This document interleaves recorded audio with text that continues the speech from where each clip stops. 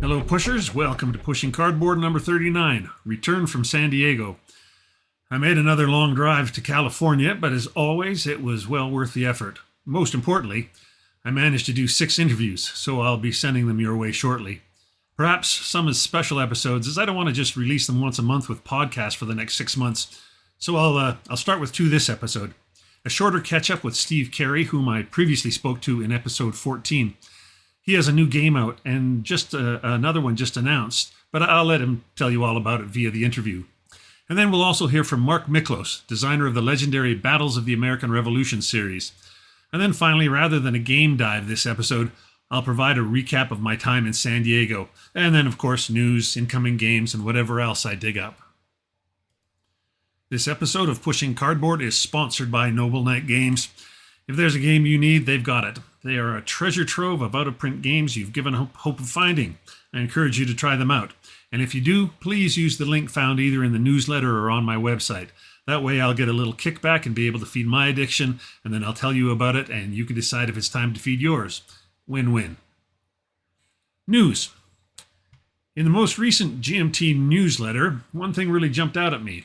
The P500s for No Retreat 2 North Africa 2nd Edition and No Retreat 5, the Western Front, have been cancelled.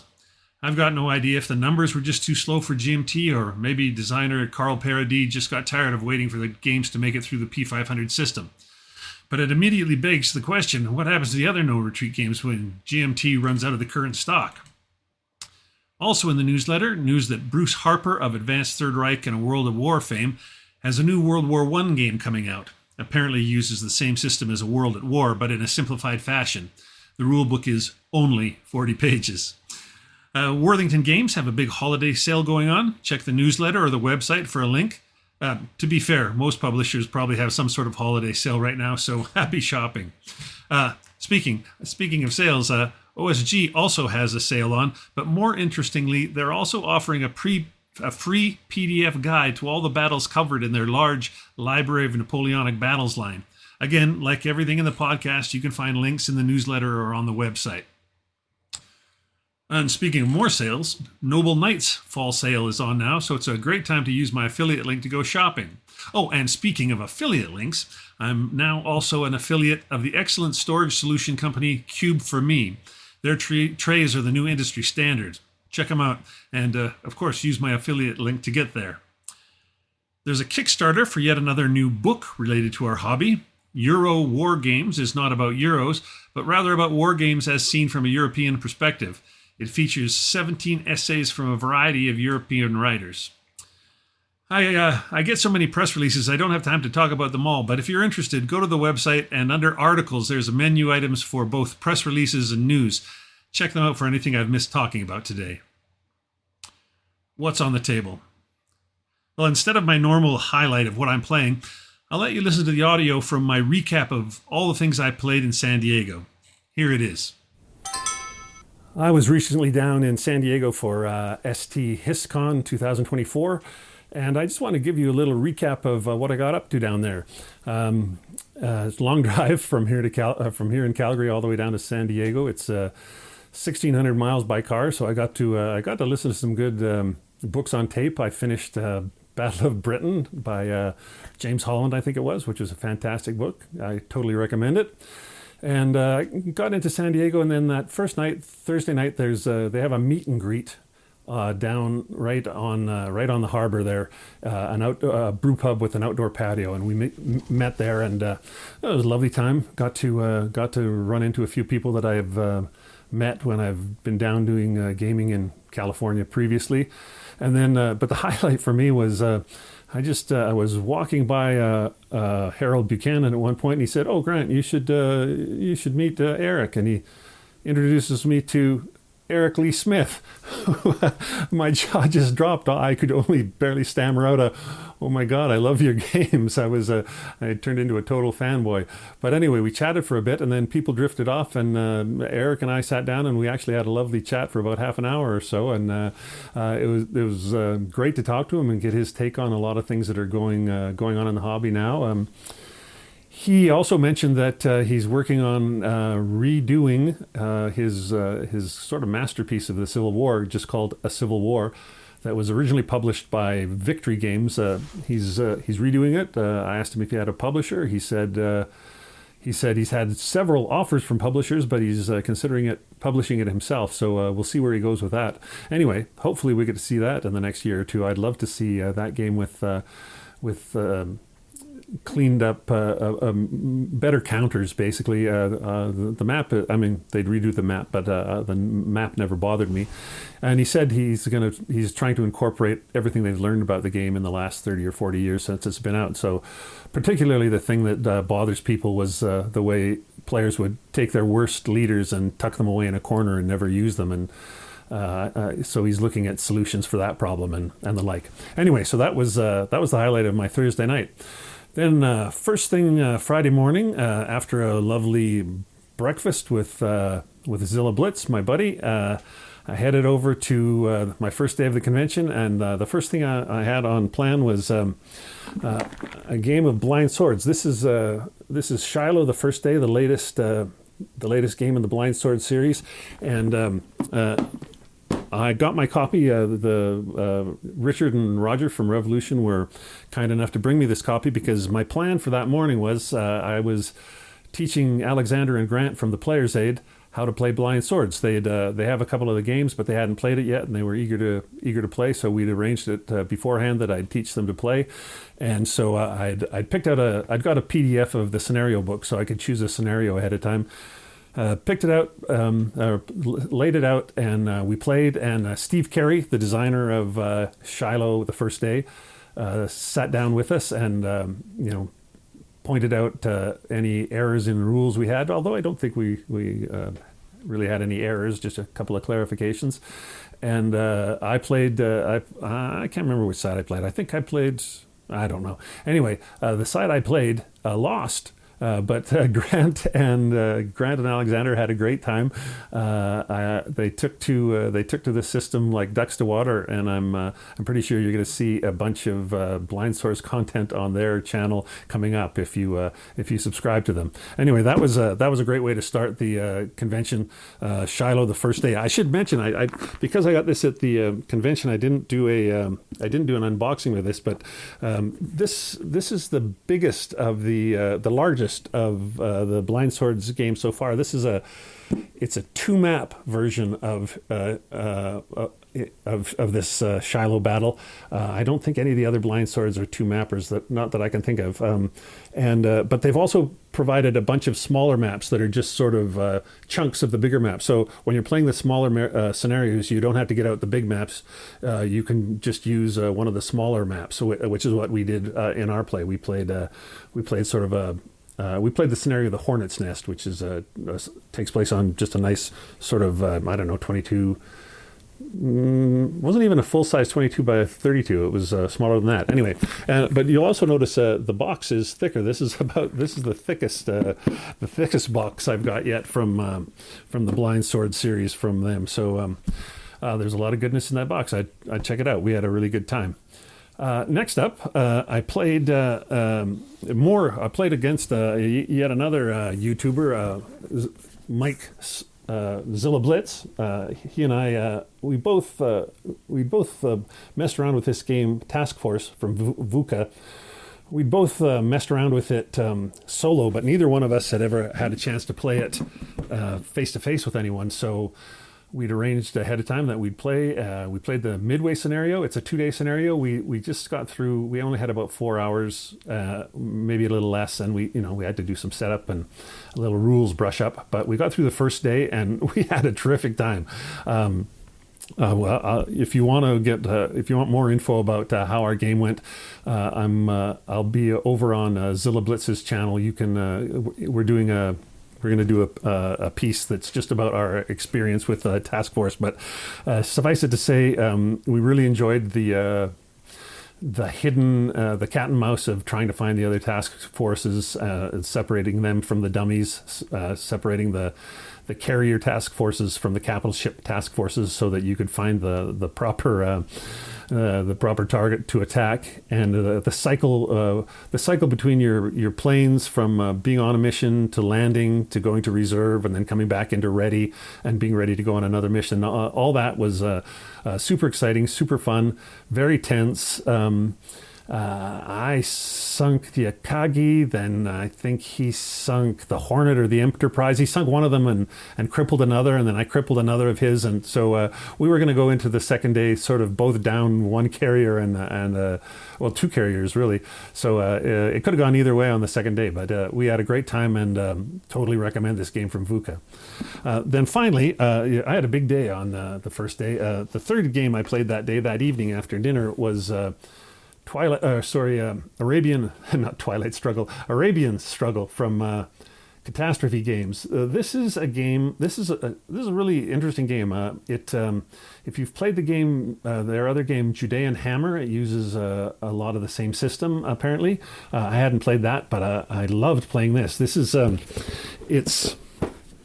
Set in the Arabian Peninsula between 1890 to 1930, roughly, and it's about which Arabian faction is going to gain control of the peninsula and come out on top. So we know in history that the Saudis came out on top, but in the game we have the Saudis, the Hashemites, and the Rashidis.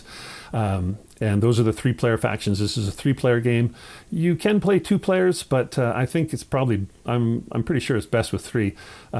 We had a terrific time. Oh, I should also mention the Ottomans and the British also show up as sort of really powerful non-player factions. So you have to deal with them, but they're just sort of, they're obstacles for all three players to try and either get rid of or put in the way of the other players that you're playing against. It's a card-based game, card-driven game, and with a really cool combat system.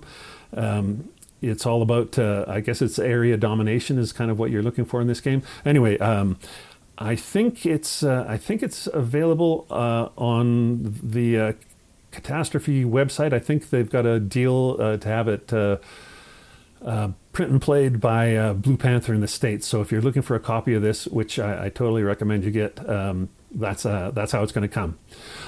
So that was all of Friday. Then Saturday, the big event for me that day was, and I don't have a copy of this game, so I can't show you the box, but I was part of this giant game of Virgin Queen. Well, giant for me, who usually plays two-player games, but it was a game of Virgin Queen set up by Andrew Heim, who did just a fantastic job. Beautiful, the map board's out. He's got all the player charts. He's put them on upright stands with a metal backing, and then magnetized markers so that everybody around the table can see all the charts. They're all upright. He's given every player a dry erase board with a cover so you can make notes to yourself if you are so inclined. Everybody had their own dice tray with their own colored dice. It was and he gave every player their own set of notes on if they hadn't played before or hadn't played the faction that they had been assigned before. It was just some notes on your faction, on what your strategies possibly could be, what to look out for, what to try to do. It was just I can't say enough how great that was of Andrew. He went beyond the whole 9 yards. That was fantastic.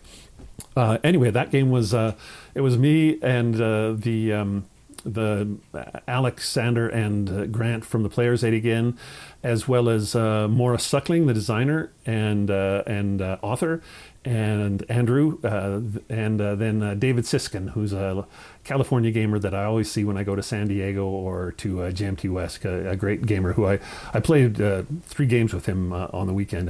He was a great opponent each time.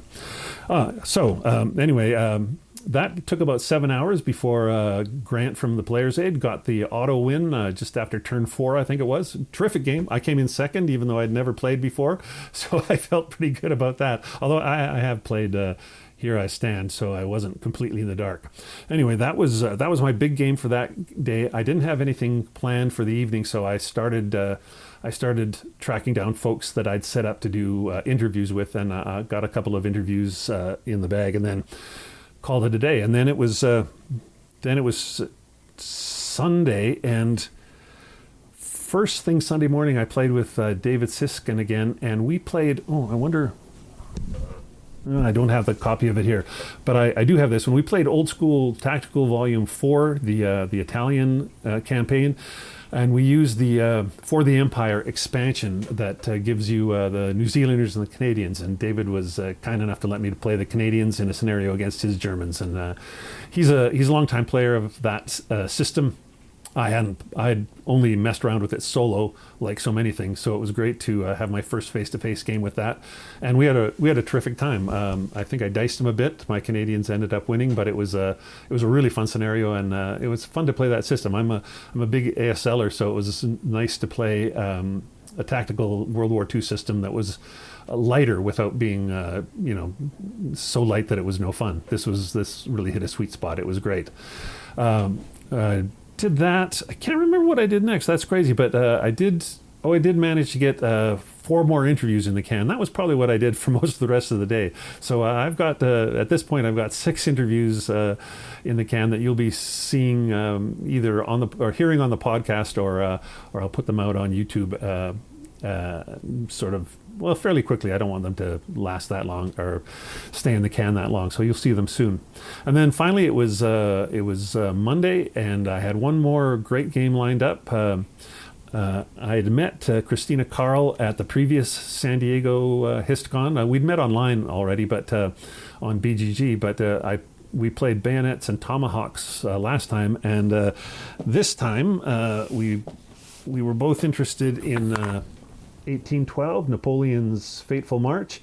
I'd had a fairly good look at this game. I'd played it only solo. I taught myself how to play it because I wanted to do some video and feature it on the podcast. Christine had it; she hadn't played it yet, so neither of us had really played it opposed. So we chose a middling scenario. There's of course the long game, which is like all the way there and back, basically, and then there's a scenario for the beginning, a scenario for the end, and a scenario for the middle section. So that's what we chose. I had Napoleon, and my Russians made it to Moscow. We made it into Moscow, but we were so strung out that Christina's Russians immediately cut our supply line, and we just started attriting away, and I wasn't going to make it back. So that was that. I had to concede at that point, but I think we both really enjoyed that game. If you haven't seen it yet, check out my video on it. But it's an interesting system in that it uses blocks, but the blocks aren't for units. The blocks are orders, and you get 4 dummy blocks for dummy orders, and then depending on card play, you're going to get 4 to 6 other orders. And at the start of each turn, you assign these orders to your pieces on the board. Just your leaders are on the board. The armies are on a hidden sideboard. So you each assign your orders secretly, and then when they're revealed, one order type at a time, you may be surprised at what your opponent's doing. It's great. It solves a little bit of if you were one of those people who hates how much omniscience we have as players, there's a great little bit of fog of war with this game. And of course, another VUCA game, just like Task Force, absolutely gorgeous components. And I'm looking forward to playing that one again, and perhaps getting a chance to play the full campaign. Anyway, that was that. After we got that done, it was all over but the crying, and I headed back to the first leg of my journey back to Calgary, and took another couple days to get back here, and then I needed a couple days to rest and back to work, and here we are. So anyway, that's my wrap up for this year at SD HistCon. I never know if I'm going to be able to make it back down for these things. I was surprised I got to go 2 years in a row, but if I get to go 3 years in a row, I'll jump at the chance. It was a great time. Thanks to Harold Buchanan and then everybody at HD Hist who pitched in to make such a terrific event. Yes, I had a very busy time, but it was well worth it. New games to the collection. A fairly big pile this time, as I bought a bunch of used games in San Diego, and I traded 3 away at a math trade for a couple of new ones. So here we go. Rostov 41, Race to the Dawn. This is one of the ones I traded for. I only have 1 or 2 other SCS games, so this looked like a good trade candidate. Mirages, Formation Series number 1. This is a review copy from VUCA. Expect to hear more about it soon. Operation Barclay.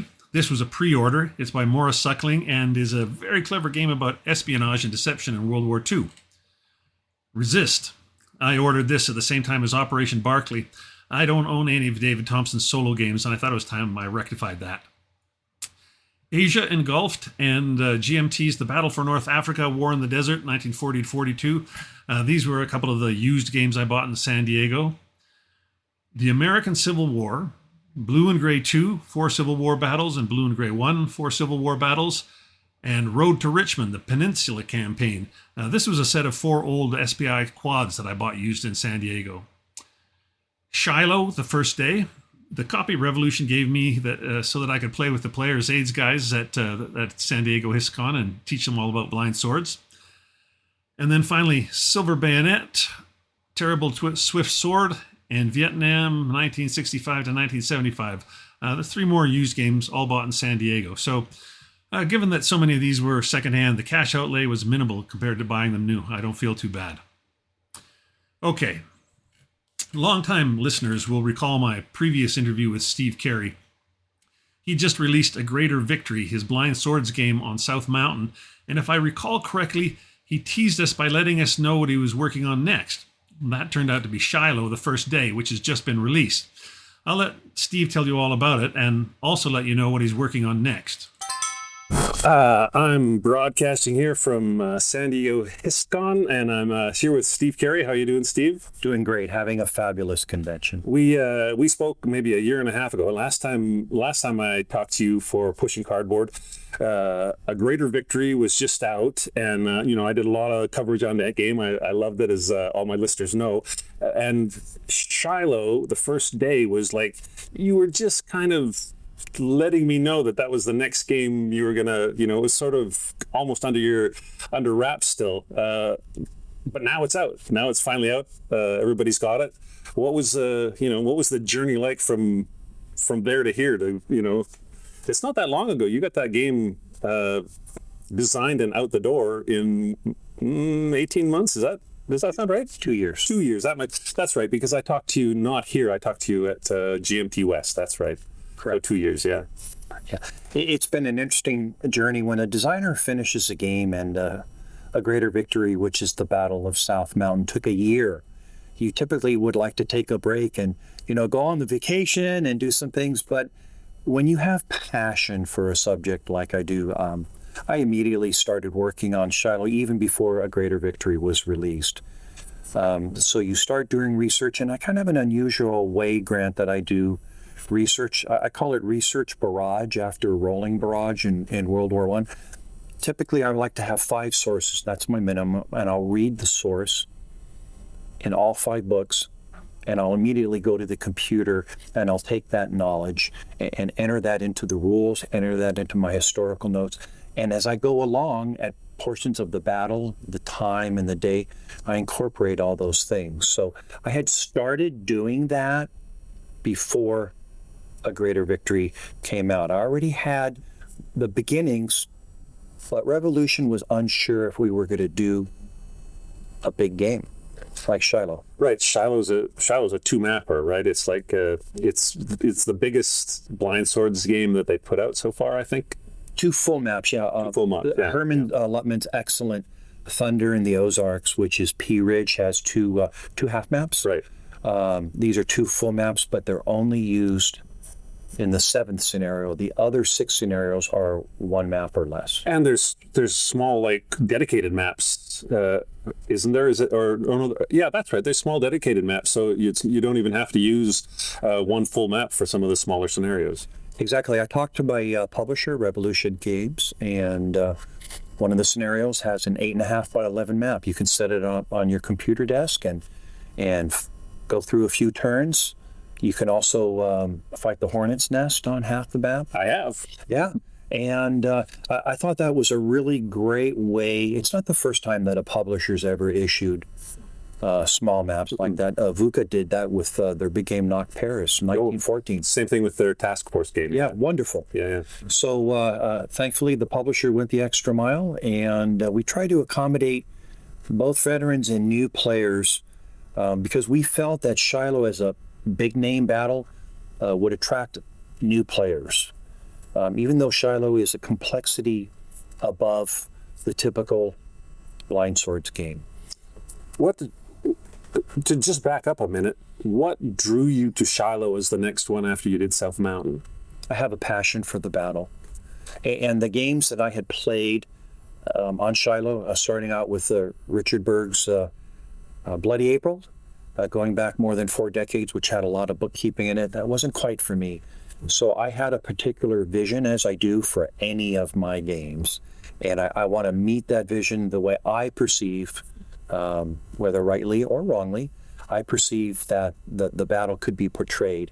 And using the blind sword system created by Herman Luttman and developed by Roger Miller gives me all the tools that I need to accomplish that goal. Right. So it was just personal, passionate interest in that certain battle.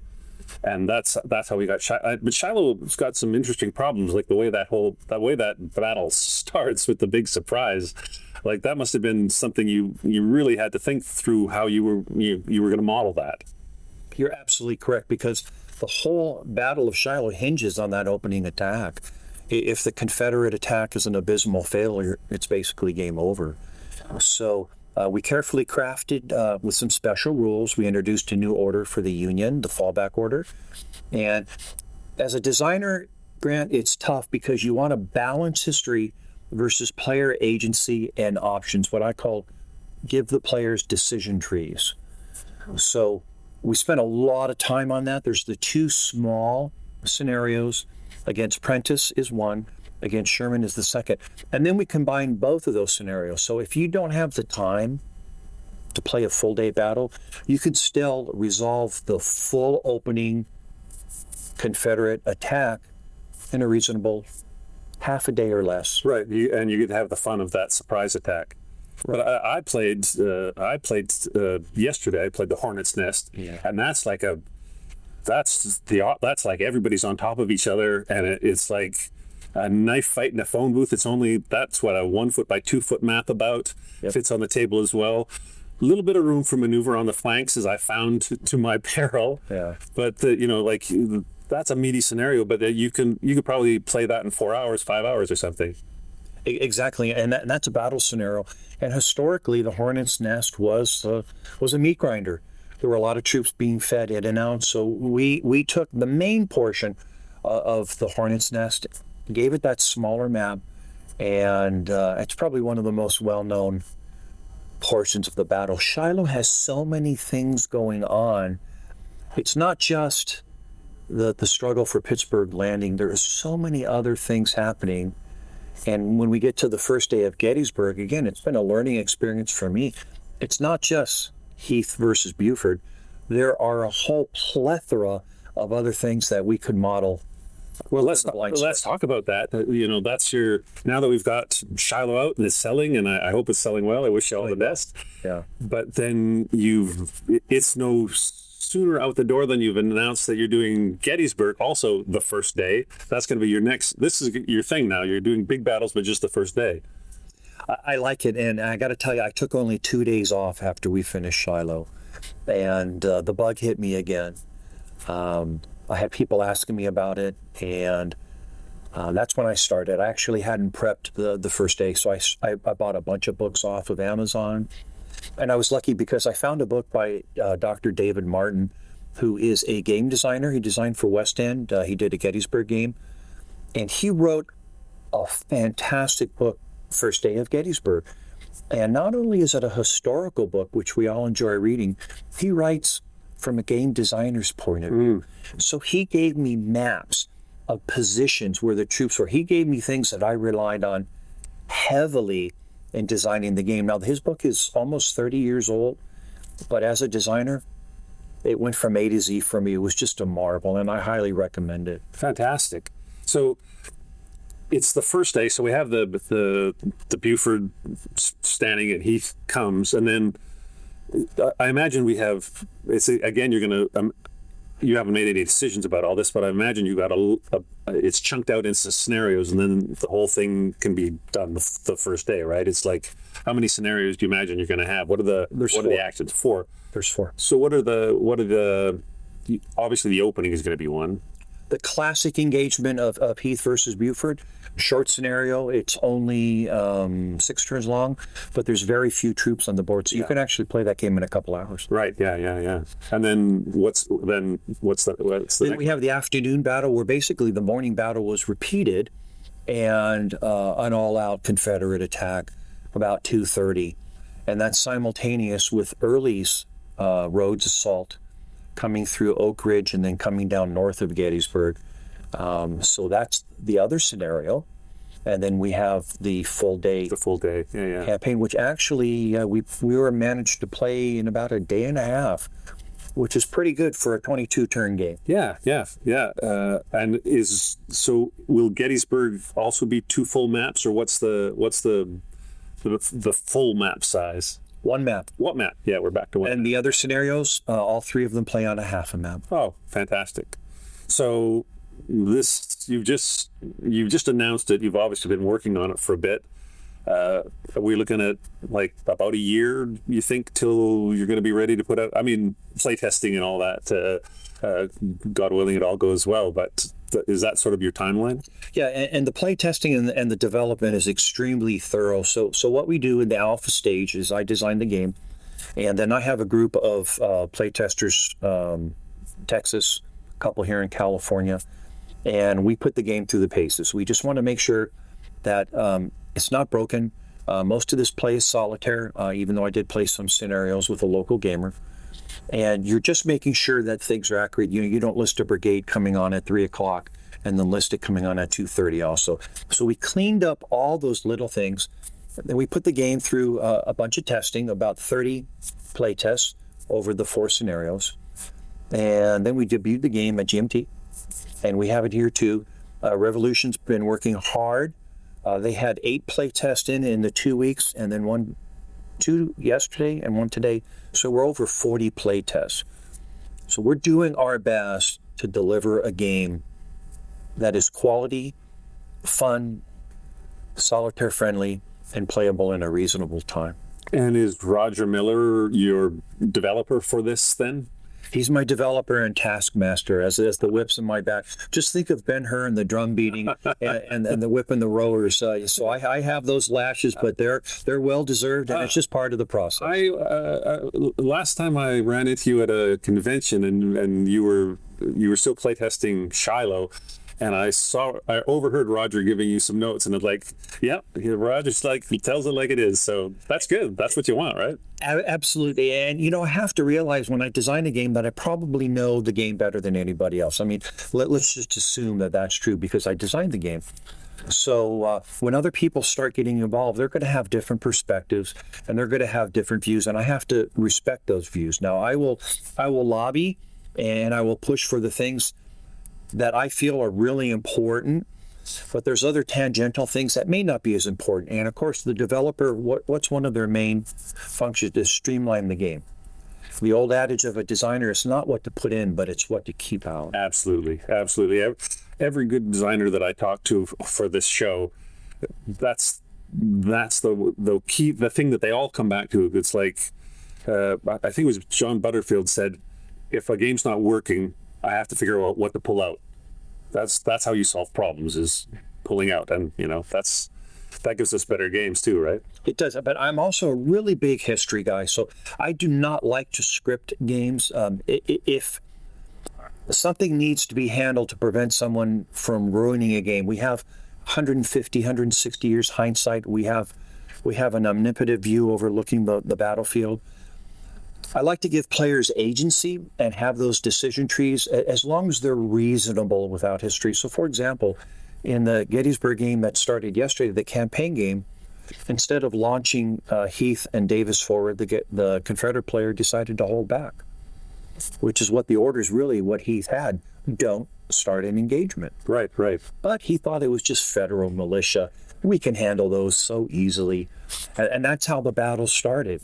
So the Confederate player took some different tactics, and I like that because I want to have players able to choose their strategy and not be scripted by 5 or 6 rules a turn. You can't do this, you can't do that. Sometimes it's necessary to prevent the game from going down the rabbit hole. Right, but Mark Herman says, as soon as you make the first move in a war game, you're in alternative history, right? So it's like the history is the setup, and then you invite the players to take it down the historical road or take a little side tour if they think it makes more sense, right? It's like it's just the setup that's the history. After that, it's like, what can you do? Right, and sometimes the history is not very good. I love Terrible Swift Sword. I played it when I was 16 years old. It came out in 1976. A buddy and I got together almost every Saturday. And coincidentally, we finished the first day, and we thought it was the greatest thing in the world. Later in as time was on, the history left a lot to be desired. And, I'm not throwing Richard Berg under the bus. A lot of people know that. The history of the game.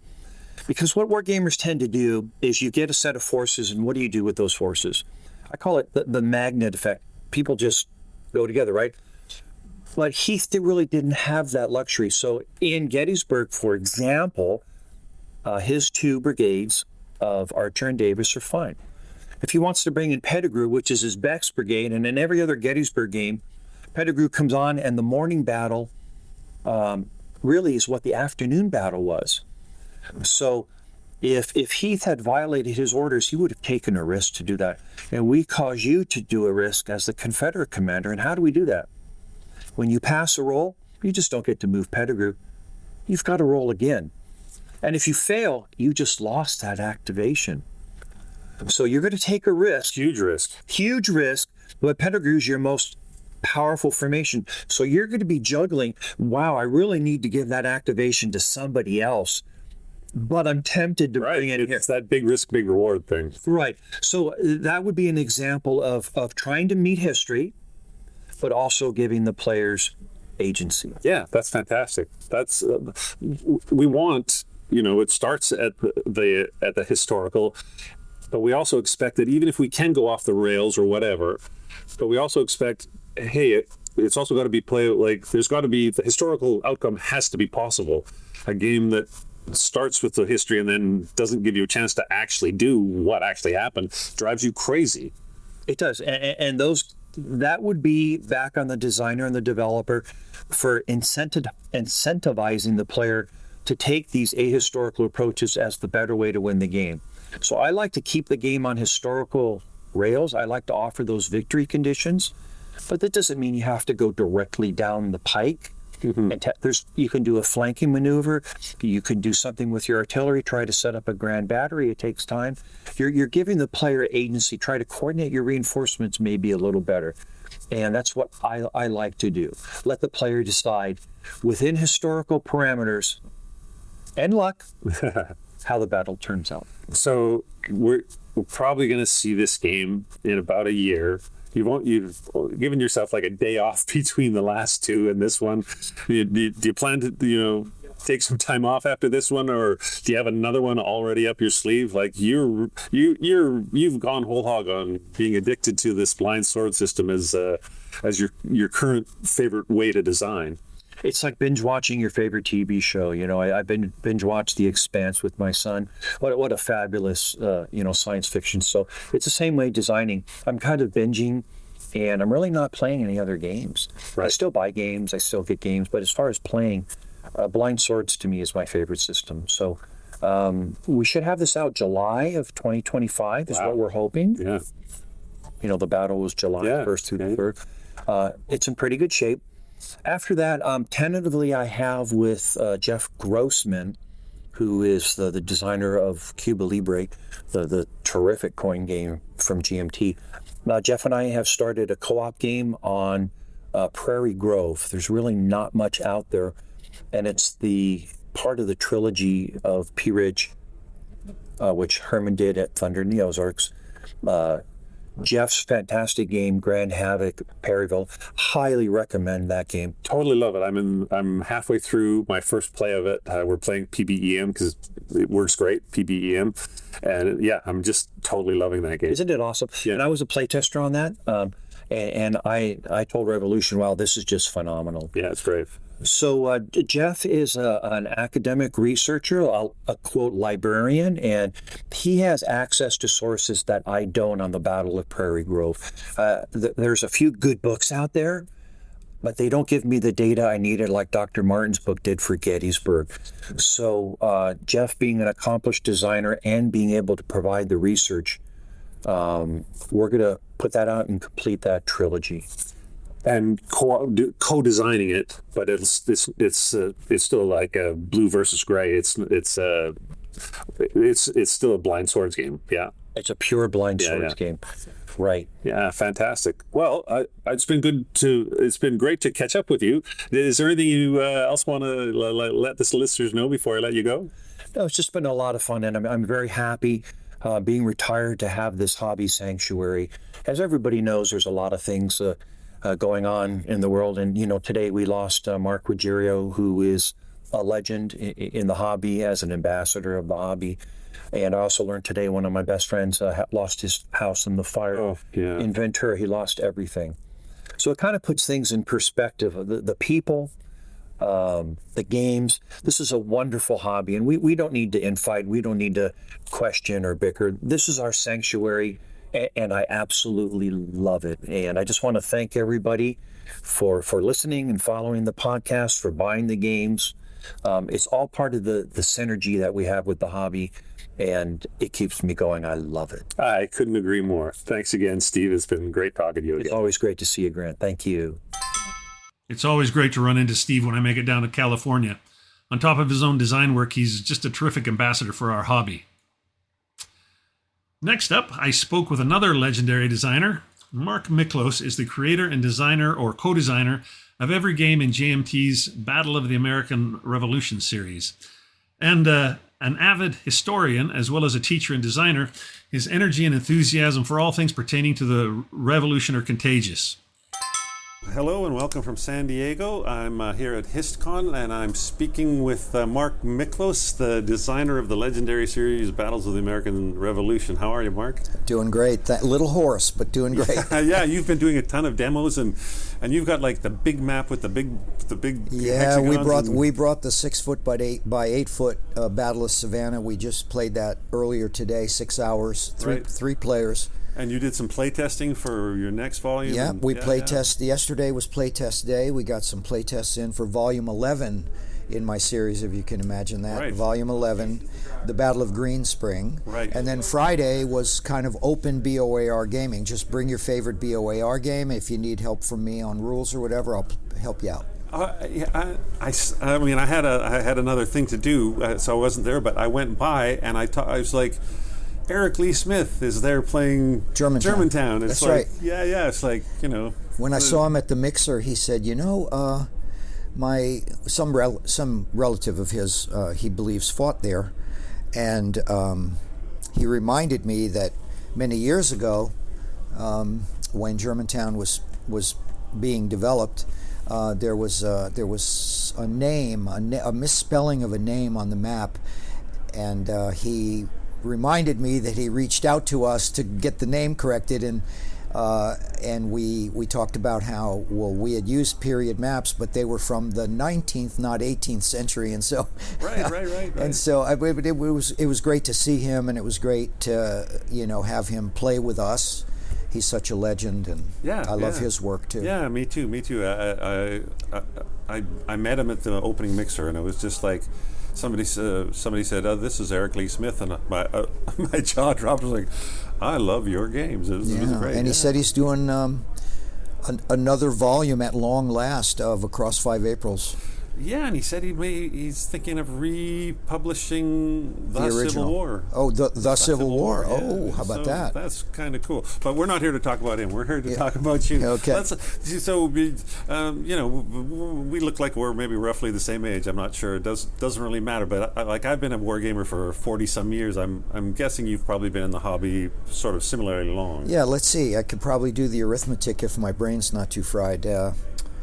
Let's say 50 years. Yeah, right.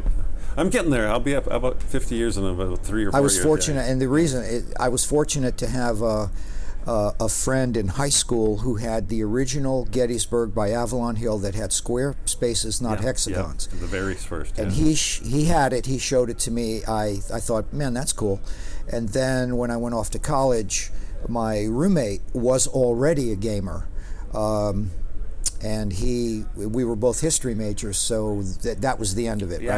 All-nighters playing Jutland and God knows what. Yeah. So you're playing all those early, the right. golden, sort of first golden age games. Right. Cut our teeth on all that stuff. Yeah. What would you say was the game, like the game that made you go, you just stick with it? You're like, you were never gonna. Oh, I can absolutely tell you.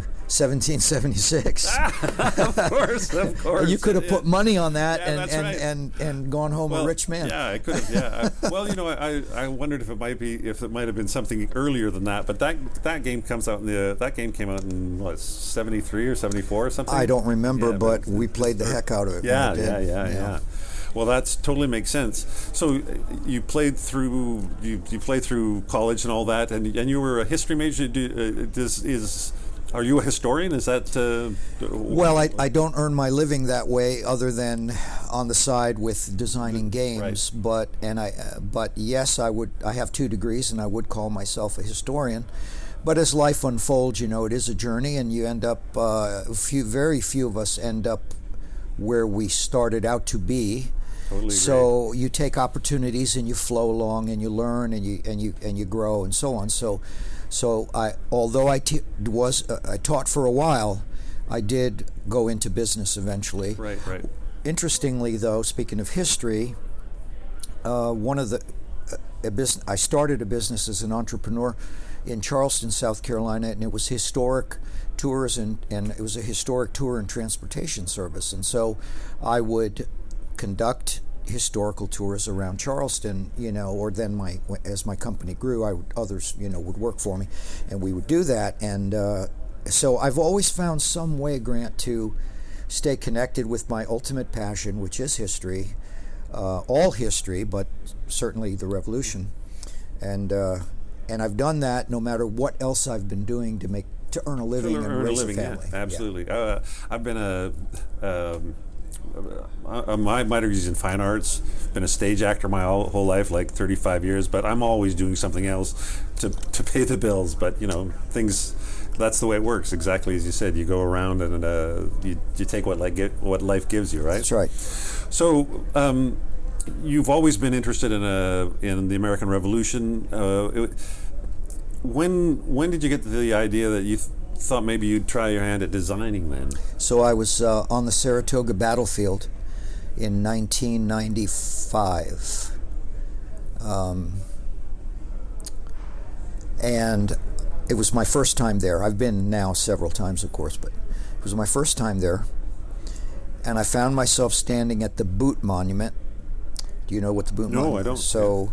So it's a monument stone on which is carved a facsimile of a boot with a bullet hole in the instep. I believe it's the instep. Could be a little higher up. Doesn't matter.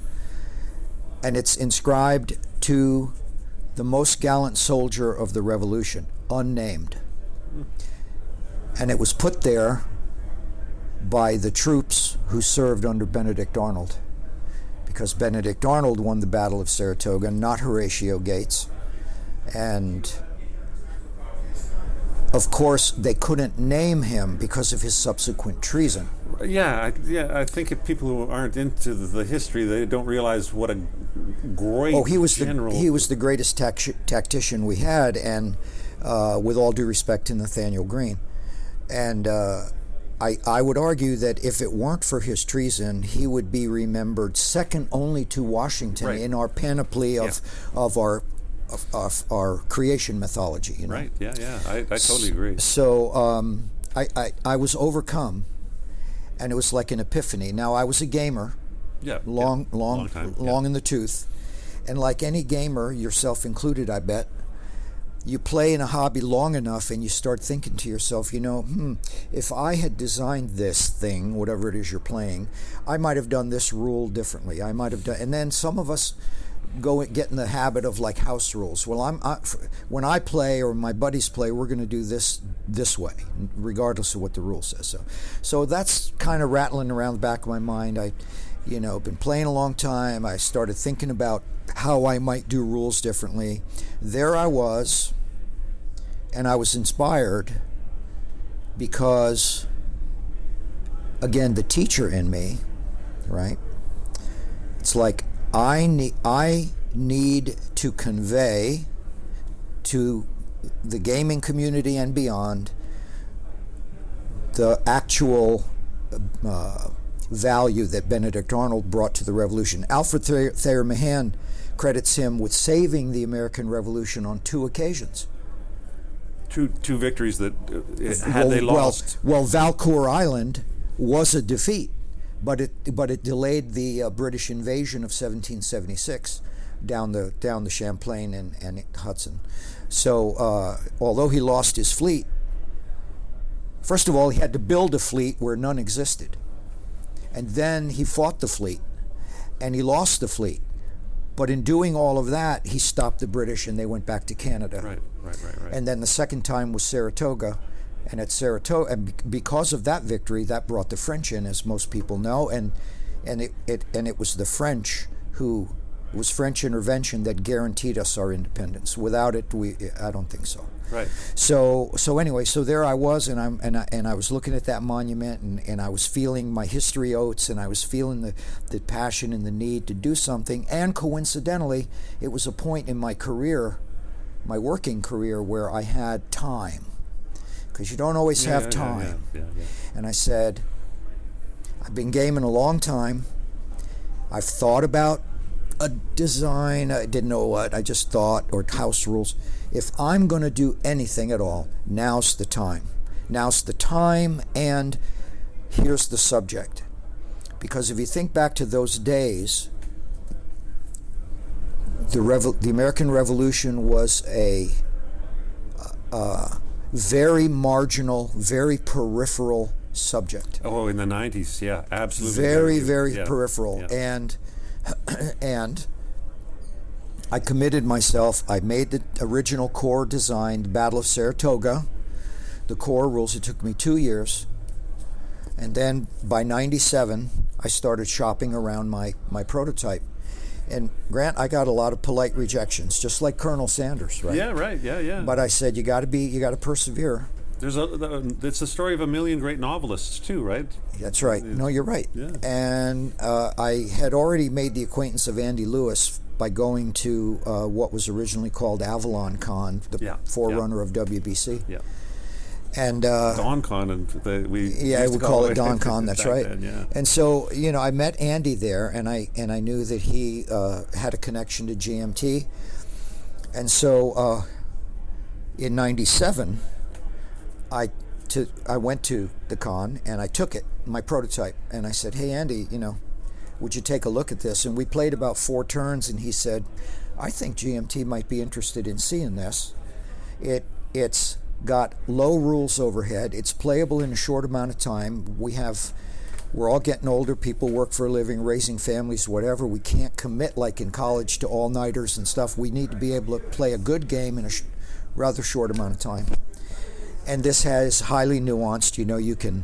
You can play it quickly, learn it quickly, but then even experienced gamers are going to find that they need to come back and back and back again because there's so much in there, right? Yeah. Subtlety and nuance. So he showed it to Gene, and as I understand it, and I don't know all the people involved, and I don't need to, but as I understand it, he got a lot of people advising him not to do it. It's a dead topic. It's a dead end. Don't do an American Revolution war game. It'll never sell. Well, he took a chance because he liked the game. It was a runner-up for best pre-World War II game of 1998. Right out of the chute. Right out of the chute. And for Charles Roberts. Yeah. And that was the category then. The categories have morphed. Yeah. Well, they went away entirely for a few years. They did. And I mean, what a blessing, right? What an amazing turn of events. So then GMT said, "Do you want to do another one?" I said, "Sure." So, well, I was wondering about that because when you design the first one, you have no idea that it's going to be a series. I thought it was a one-trick pony. Yeah. But so it turns into. I mean, we know now. There's 10. You're working on number 11, and you've designed them all. There is. When did you know that it was like they asked you to do a second? When did you know that there might be a third, fourth, fifth? Like how did that? When WBC picked them up as competitive games in their tournament. Oh, right. And people came to play them competitively, and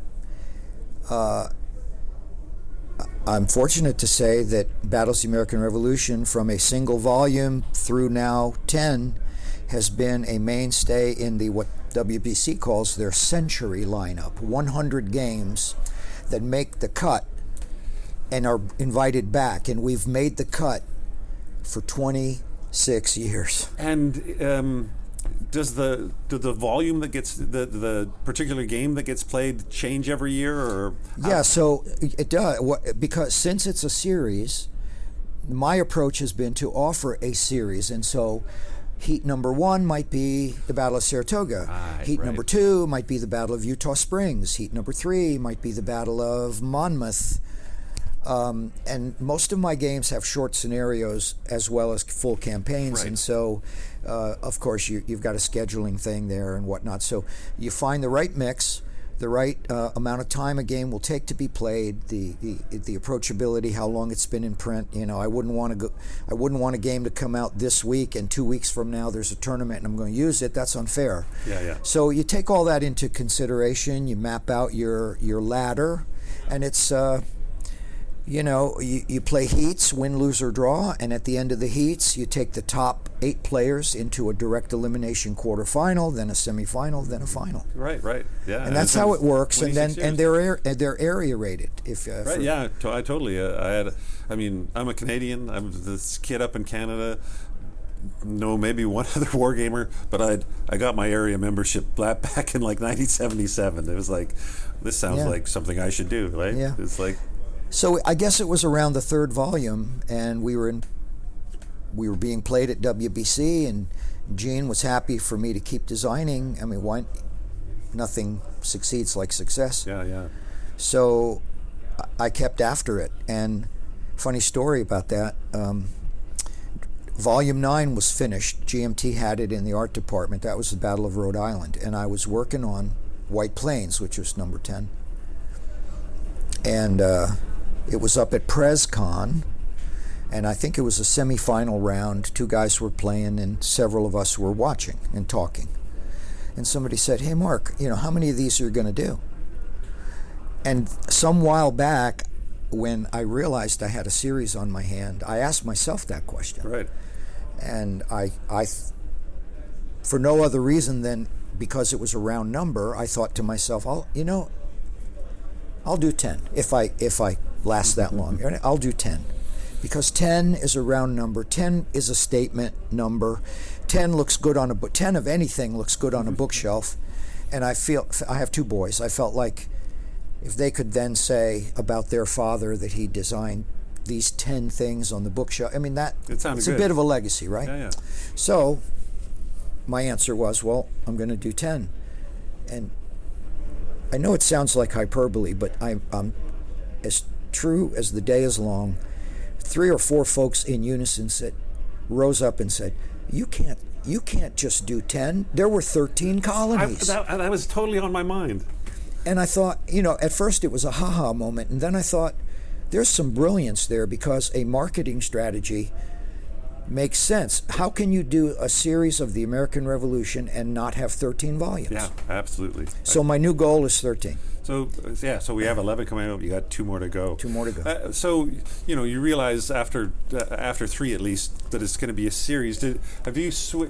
I just played White Plains just the other day before I came, because I knew you were going to be here, and I thought, well, I better bone up a bit. But I can't remember. Do you do the thing where it's series rules and then exclusive rules for each volume? Yeah. When did you? How far along were you in the process? How many games long before you went? We got to switch this to series rules. Right. Yeah. And I give all the credit for that to Rob McCracken, my developer.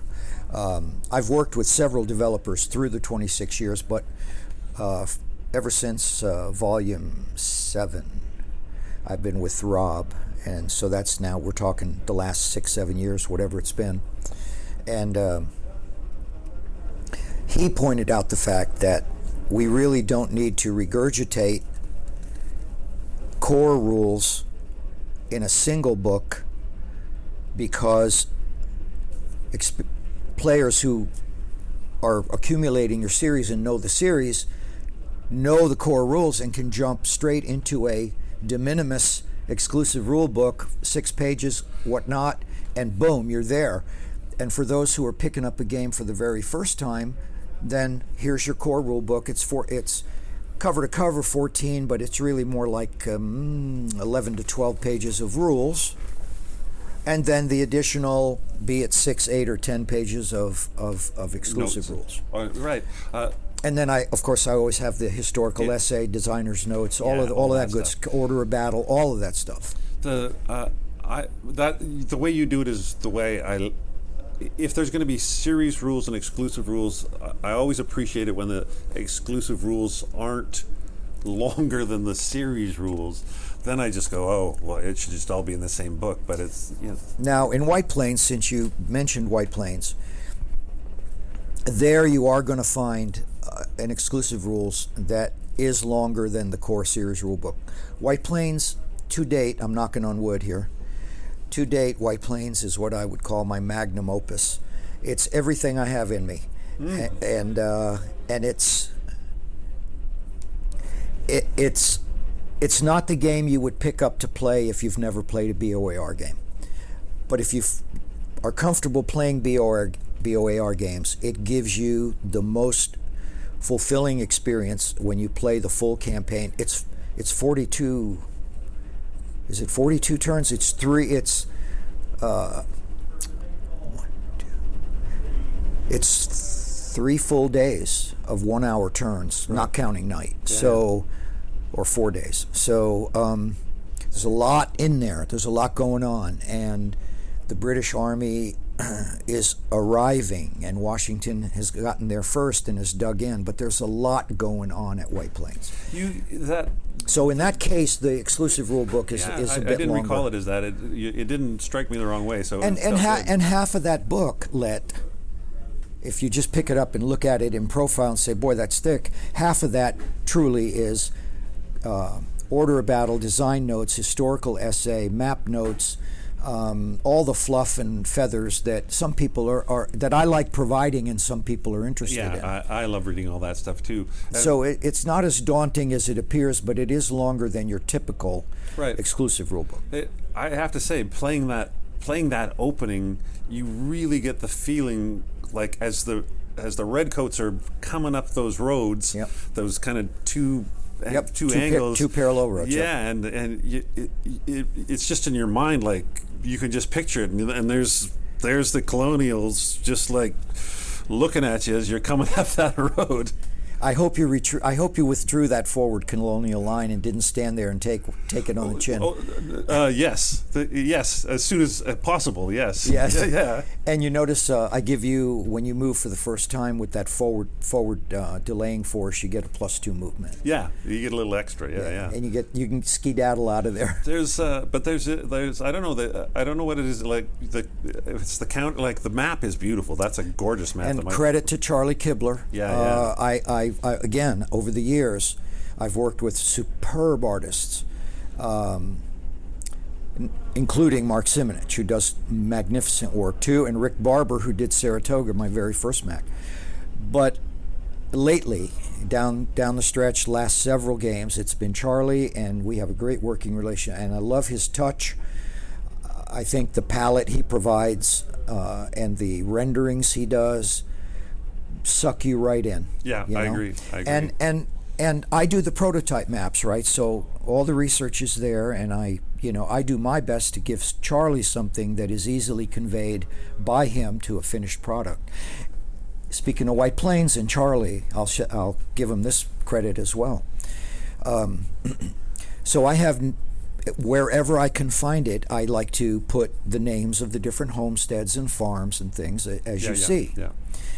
But in this case, there was enough material, research material, that we could not only identify farms by name and structures in the town of White Plains, the village, but we could also find paintings, or if a structure was still standing in the early 20th century after photography, there might have been pictures that we found, pen and ink drawings, architectural renderings, and I said, Charlie, okay, this is the Ensign Falconer house. Rather than just a generic clapboard house with his name beside it, could you make it look like his actual house? Here's the picture. Sure, I'll do that. And he did. We have I want to say maybe a dozen of the named structures on the White Plains map are authentic to the way they were, and I strive for that level of detail. Well, I was just going to say that because I feel like that's something you're sort of known for. That, I mean, you design this series, you design every game in this series, and you're obsessive about the material. Yeah. Obviously. Yeah.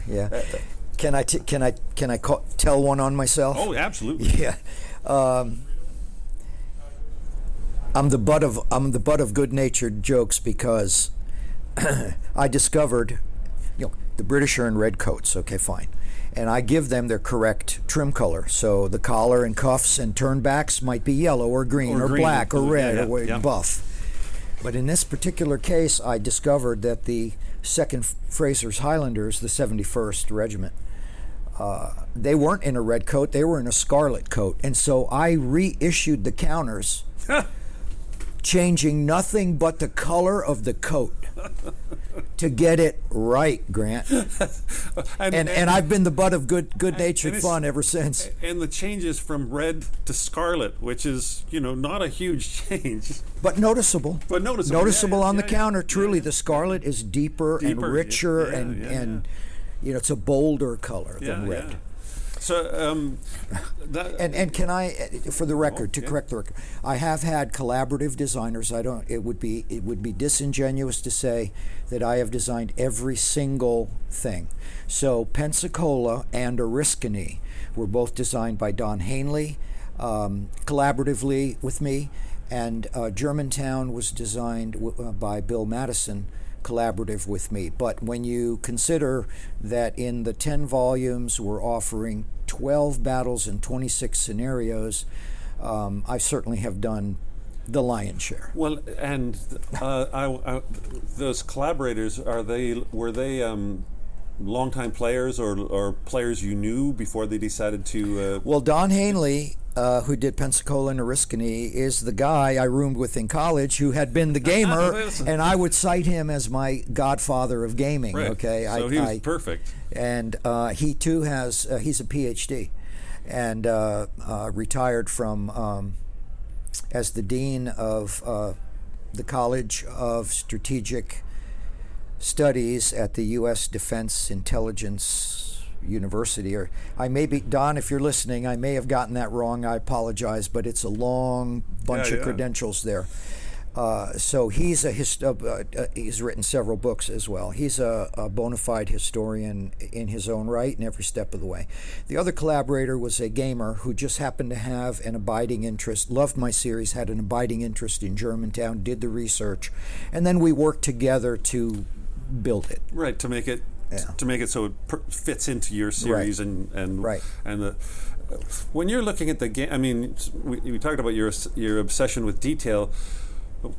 Every designer has a sort of a point of view. What is it? What would you say you're trying to make people understand about the American Revolution with your games? Boy, that's a big question, I and know. there's probably Sprung it on you. well, first of all, I think it would be true to say that today, these days, and maybe not so much in this community of game players here, but certainly among the general public, folks just don't know. And I wasn't that old when history started being pulled out of curriculum. And when I was teaching freshmen in college, it shocked me how ill-prepared they were coming out of high school. Right. And that was in the late 70s when I was teaching. So, first and foremost, it's simply putting the history in front of somebody in an experiential way. Rather than picking up a book or watching a movie, you can experience it through gameplay.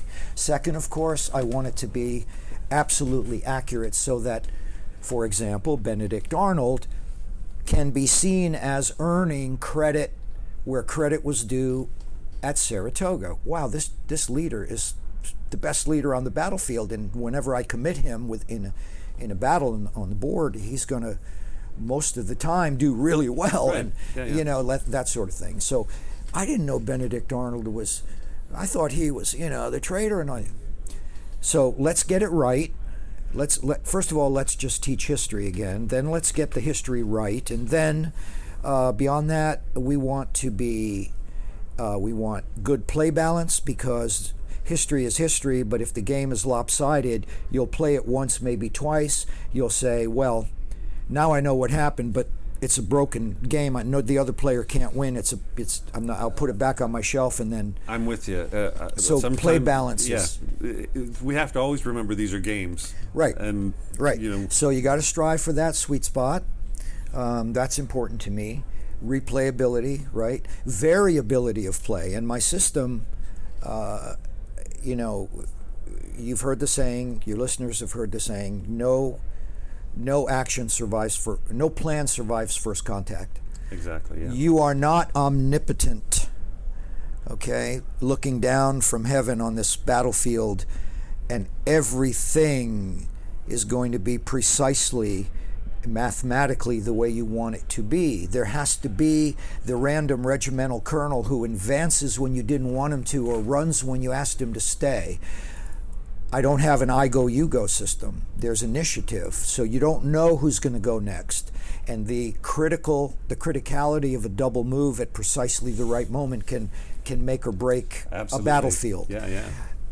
And with all of that being said, one more thing I'll mention that I strive for is conveying that this is not the era of Napoleonics or the Civil War, where you're talking about tens of thousands of casualties, right? The armies were smaller. We had a lot of militia, but we also had professionals, Continentals, and certainly the British and Hessians. It was very expensive to train these people. This is the age of reason still, okay? Objectives were rather limited, and if you took a few casualties, you were likely as not going to quit the field. Your morale was going to fail. Right. That's my impression of the period, is that breaking the morale of a single unit can break the whole line and break things open. But it's not about killing them all so much as making them give up the fight. Give up the fight. And so the game within the game in my system is army morale, and the way that's tracked and the way that then influences the capabilities of the units on the board.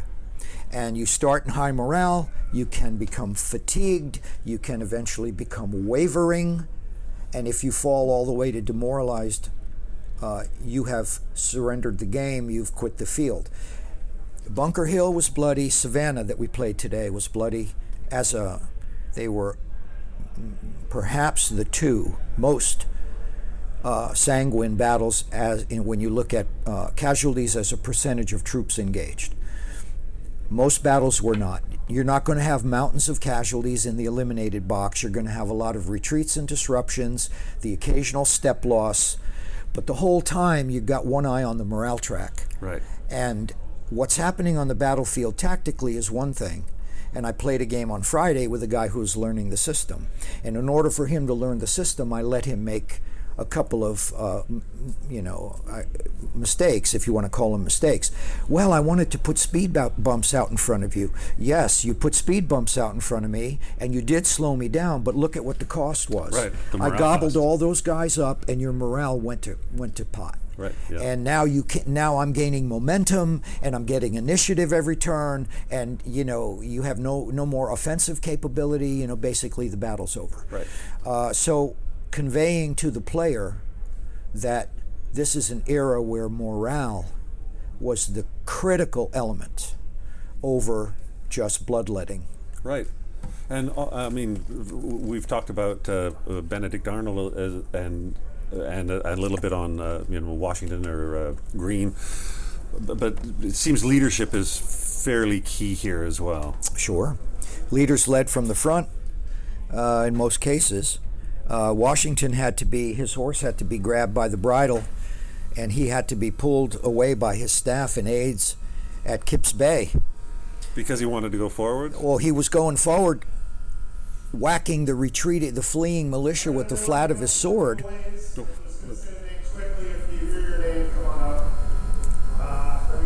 We'll just pause for a second here because this is going to be noisy. Oh wait, that's okay. Anyway, so the militia are fleeing, and he rides forward and he draws his sword and he's whacking guys with the flat of his sword, trying to get them to stop running. And I don't know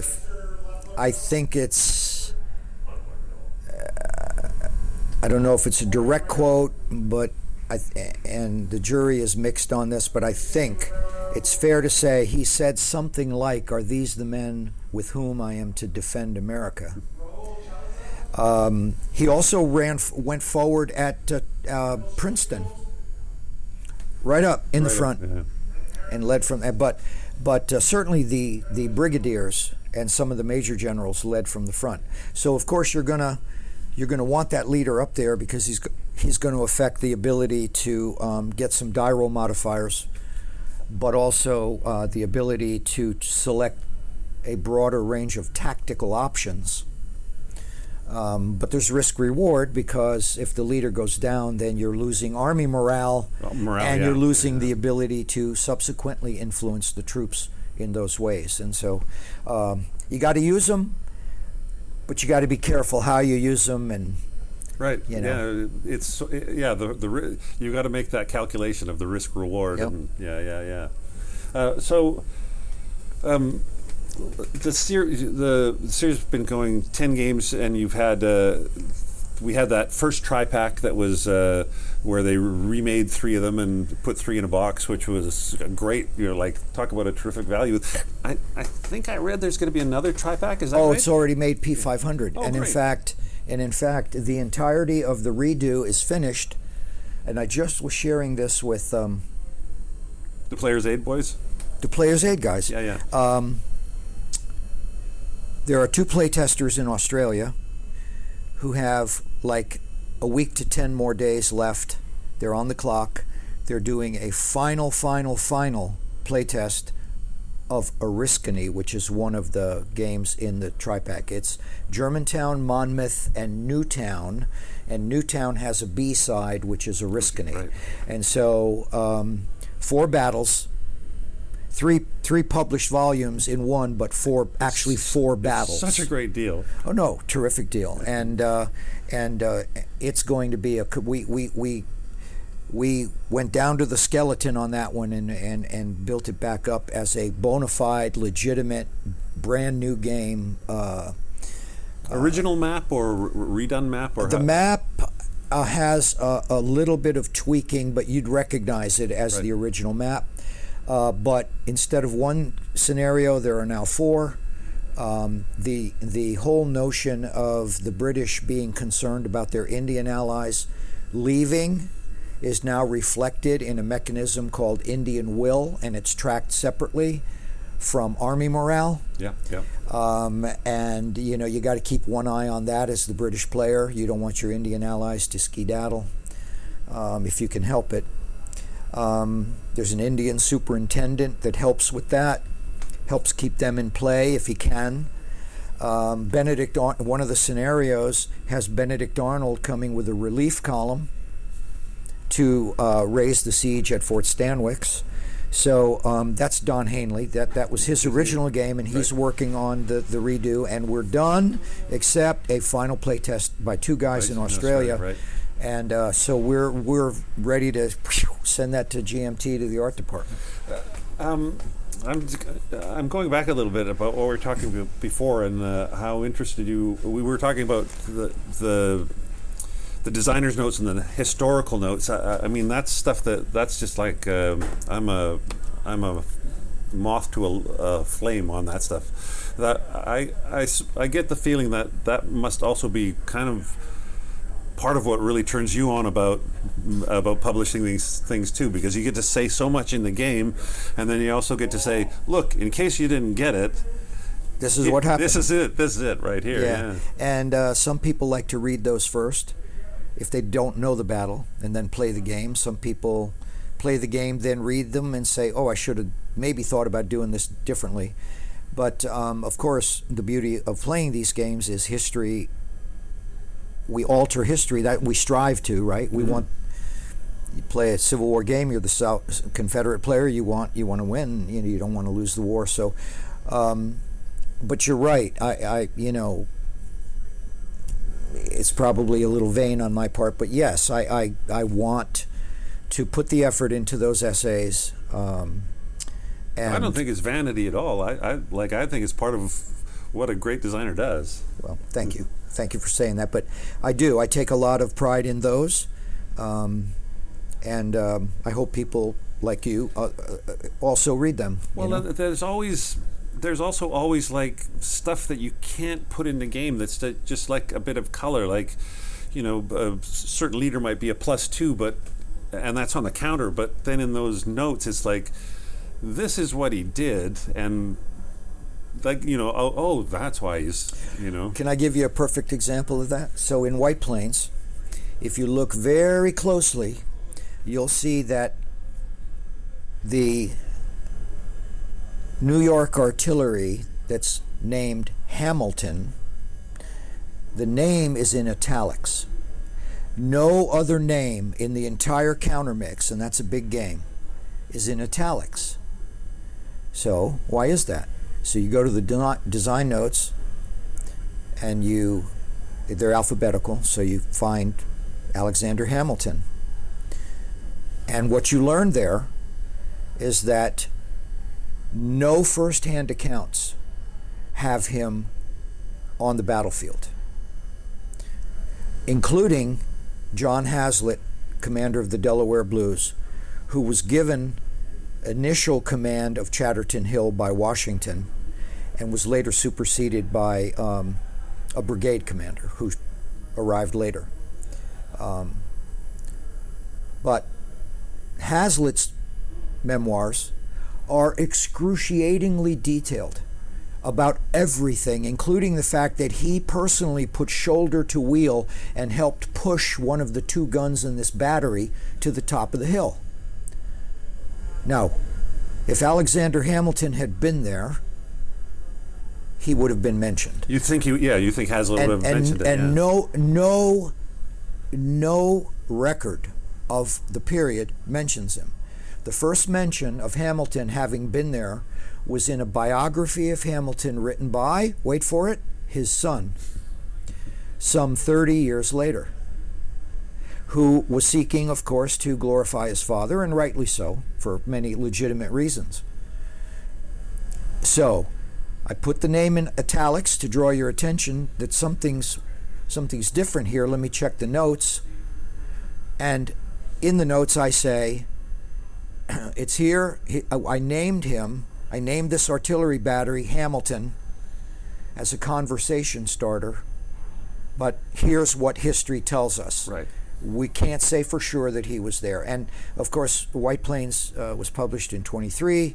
The Broadway show was all the rage. It was making, they had traveling versions of it. I saw it in, I forget what city I saw it in. It wasn't New York. So everybody was buzzing about Hamilton. So I wanted to kind of set the record straight, and that's to your point. Yeah, absolutely. Just like we were talking earlier about Benedict Arnold, it's like, well, you think you know, but here's something else, right? Yeah. Okay, well, I think that the last thing I want to talk about, I think, is volume. What did you say? Volume. What's next? You've got 3 volume. We're going to go to 13. Yes. Although I don't know, I totally trust you on that. I mean that you'll stop at 13. But if you do 13, what's 11, 12, and 13? Well, 11 is Green Springs, right? Which we play tested here. I think we mentioned it. Yeah. So we're committed, and that's has been overshadowed. And here again, history, right? Green Springs is overshadowed in the history books because it was the prelude to Yorktown, so all the focus is on Yorktown. Right. But Green Springs is the largest field battle fought in Virginia in the entire Revolution, and it was the immediate prelude to Yorktown, and the outcome at the Battle of Green Springs had a material impact on the forces available at Yorktown, and so there's a lot going on there. And it's completely... it's a footnote in most histories. Right, but it's integral to really understanding Yorktown then. Yep. So that's 11, and that's, going to GMT soon. Number 12 is going to be a twofer. It's going to be two battles in one box, a dual pack. Yeah, sounds good. It's the British in South Carolina ascendant and diminishing. So in 1780, after the fall of Charleston, the British clobbered Gates at the Battle of Camden. So that's going to be one of the battles. And then after Guilford Courthouse, when Cornwallis goes first to the coast and then north to Virginia, Greene turns around, goes back to South Carolina to reconquer the state for the Patriot cause. And there are several battles as part of that campaign. And the one I'm doing is Hobkirk's Hill. So we've got, and that was fought, the 2 battles were both fought in what is today the greater Camden area, about 6 or 7 miles apart. So you get to have both those, but you get to have one map, but 2 different... No, it'll be 2 maps because okay. the Battle of Camden was fought, the so-called Battle of Camden, where Cornwallis defeated Gates, was fought about 8 or 9 miles outside of the town of Camden as we know it today. Right. But Hobkirk's Hill was fought only a mile outside the city limits. Right. It was closer to Camden. Right. So can't get them on the same map at my scale. So it'll be a back-printed map, but it's the same community, if you will, the British ascendant and the British diminishing. Yeah, that's a great hook of the ascendant descending, and then that's 12. And I don't have a pat answer for you for 13. I take recommendations. What about this? What about that? What about the other? We have launched. So I don't know yet, but I can tell you this: we've also now launched small battles of the American Revolution. The flagship game is Cow Pens, designed by Bruno Sinigaglio, developed by Dave Stifler.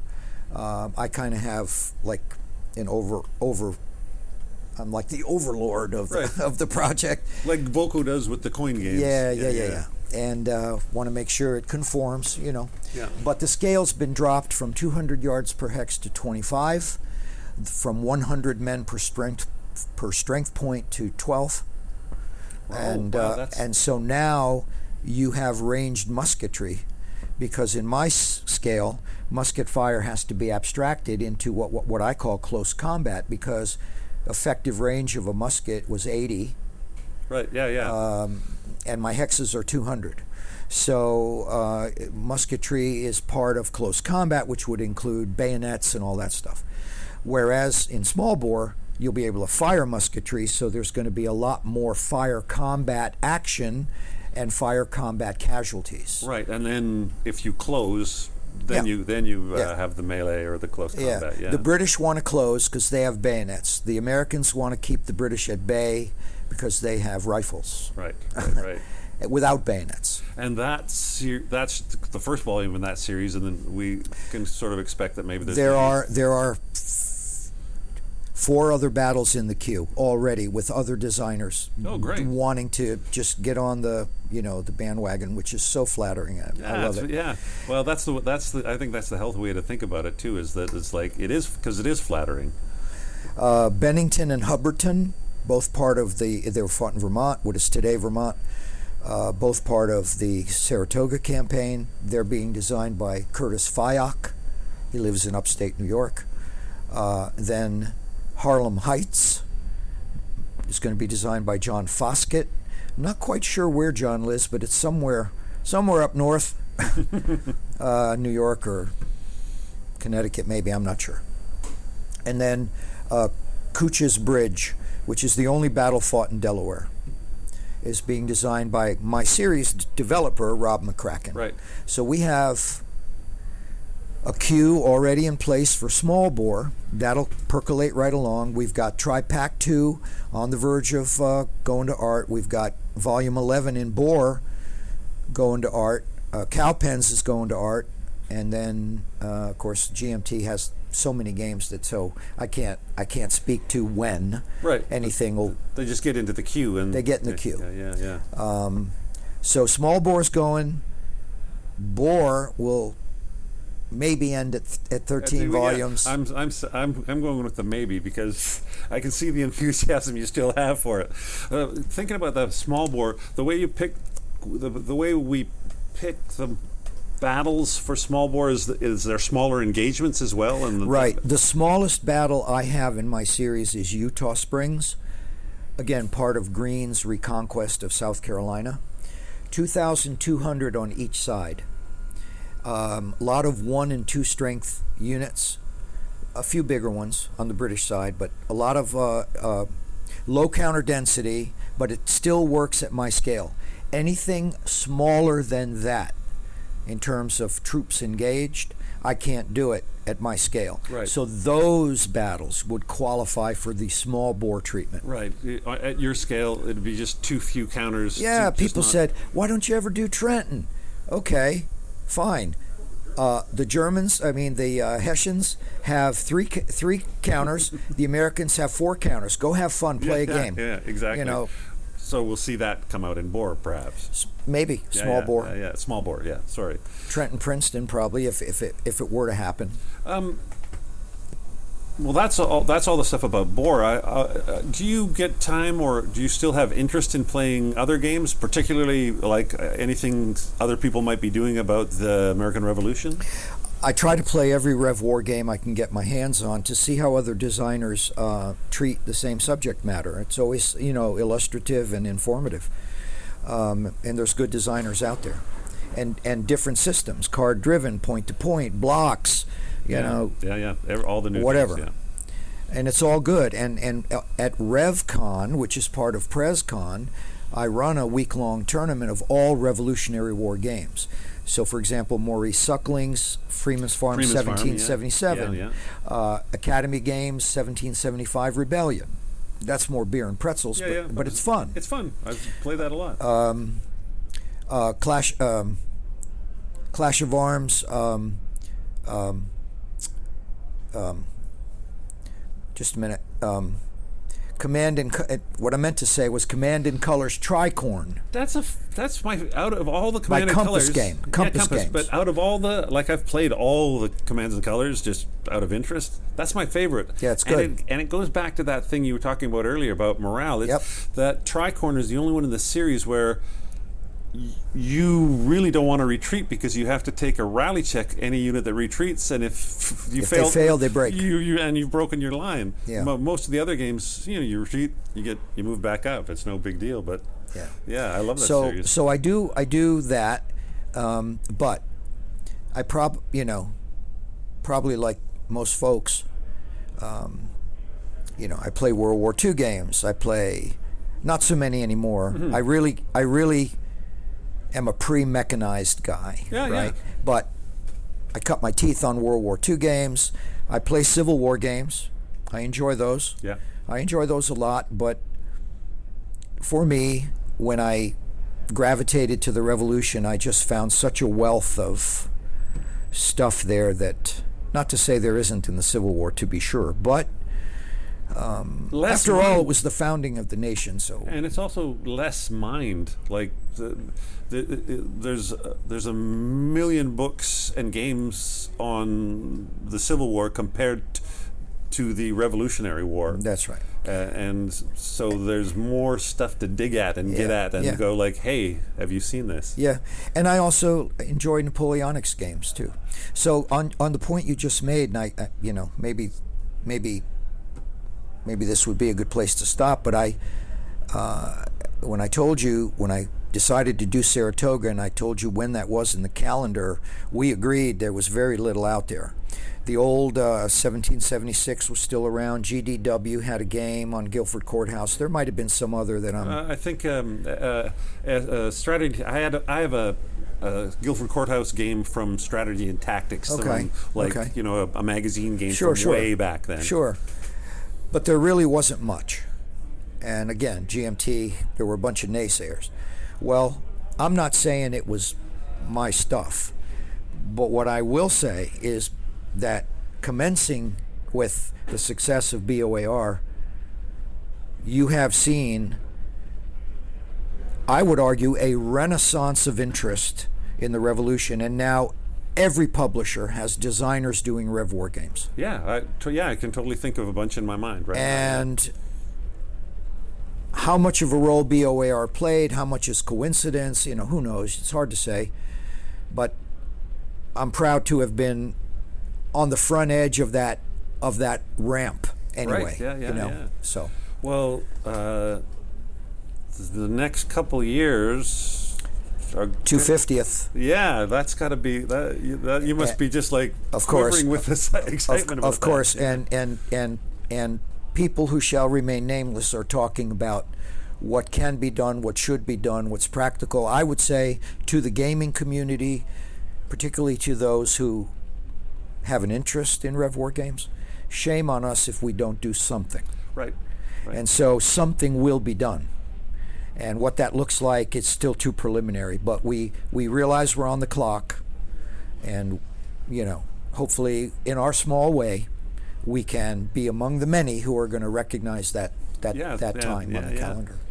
Well, I think that is a great place to wrap it up. It's pretty exciting. It's been wonderful to meet you and talk about your games. I'm so glad to finally put a face to the boxes I've seen for so long. Well, thanks for Grant. I feel the same way, and may I say you have a great stage voice and radio voice. So it's no surprise to me you do what you do. Well, thanks. I felt like I listened to a lot of podcasts, and then some of them went away, and I felt I was missing them, and I thought, well, I'll just step up into the hole and see if I can, create some memories for other people, because the way the great podcasters did for me. So thanks very much. In San Diego, Mark hosted a seminar, demoed his games, and playtested his newest design. Much of the time dressed in Hessian garb from the period. He looks great in a tricorn. Newbie tips. Just a brief word about competitiveness. If you're a new player and you're worried about getting sharked or about not playing well enough to give someone a good game, not to worry. I've found that war games and history games attract a very specific type of gamer. They try to win for sure, but winning isn't their main goal by a long shot. Rather, they just want to see how the whole thing plays out. They want to see if it follows history or if its alternative to history is plausible. They want to see how it works and how their decisions influence the outcome. They will play to the best of their abilities out of respect for you and the game, but they're very far from the sort of player for whom winning is the only thing. I mean, there's a few of those type, but they tend to be tournament players. So even if you feel you're not much of a player yet, just dive in. Your opponent will be happy just to play and more than likely eager to help you learn, as it means they may have a new opponent down the line. Parting shots. This will be brief, as you've already heard me describe how Andrew Heim went above and beyond in hosting our Virgin Queen game at SD HISCON. He's exactly the type of gamer you want teaching you a game or hosting a game. Just an incredible experience. And I didn't mention it in the recap, but he was also one of the players of Arabian Struggle, along with David Siskin and myself. Not just a great host, but also a joy to play with as a player. And he brought along his Pushing Cardboard tin cup for chit draws. Bonus points for that. Finally, thanks for all who've become supporters of Pushing Cardboard. David S., Michael S., Dan C., Rich, Tom W., Steve A., Dave B. I thank you all. And also anyone who bought swag from my online store or used the Noble Light link. Great thanks to all of you. And if you're at all interested in becoming a supporter, just go to pushingcardboard.com and click on the supporter menu page. That's it for another episode of Pushing Cardboard. If you're watching this on YouTube, please like and subscribe and whatever else they let you do there. If you'd like to receive the newsletter, you can sign up at the website. It's not only for podcast listeners. And if you're listening to the podcast, look for said newsletter with its links to everything I've talked about today. Should be in your mailbox shortly. Until next time, keep your chin strap on. Can't hurt.